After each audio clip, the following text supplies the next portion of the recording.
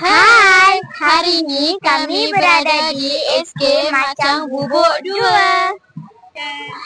Hari ini kita buat apa kat sini? Hari ini kita menghadiri Bengkel Pengendalian Penerbitan Podcast dan Pendigitalan Kru TV PSS daerah Seberang Tengah tahun 2025. Oh, jom sama-sama kita saksikan apa yang berlaku hari ini.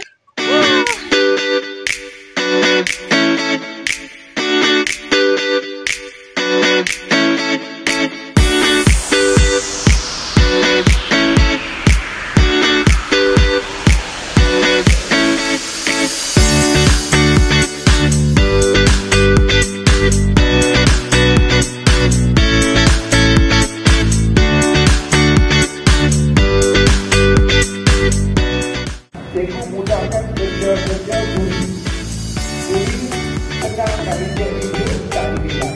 Cara kerja itu, ada kita ni dia memang ada beza dengan orang yang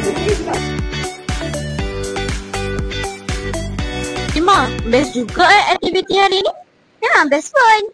Demikianlah program kita hari ini. Bye-bye.